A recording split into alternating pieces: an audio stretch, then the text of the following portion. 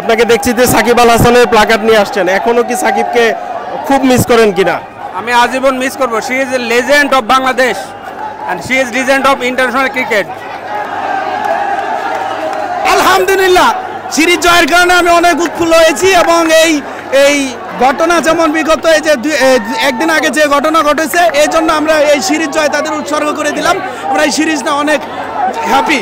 আমি খুবই আনন্দিত।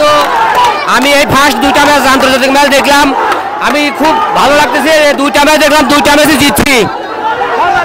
কালকেটার জন্য খুবই দুঃখিত, সবারই খুবই খারাপ লাগতেছে, বাট আমার বাংলাদেশ জয় হলে তো অবশ্যই ভালো লাগবে। আমরা খুবই আনন্দিত। বাস আনন্দ ছিল আমাদের অনেক, যেহেতু আমরা পাকিস্তানের বিপক্ষে সিরিজ জিতছি ইনশাআল্লাহ। বাস কালকার যে দুর্ঘটনাটা হয়েছে গতকালকে, এটার জন্য আমরা সবাই শোকাহত। তাছাড়া মনে করেন যে যদি কালকার এই দুর্ঘটনা আল্লাহ না দিত তাহলে আমাদের জয়ের উল্লাস ছিল অনেক বেশি, আমাদের আনন্দটা ছিল বেশি। এখন আমাদের আনন্দ হইলেও মন মরা আনন্দ। আমরা একবার যদি জয়ের কথা মনে করি, যদি ওই কথা চিন্তা করি, যে দুর্ঘটনার কথা চিন্তা করি, তখন জয়ের আনন্দটা লাগে না।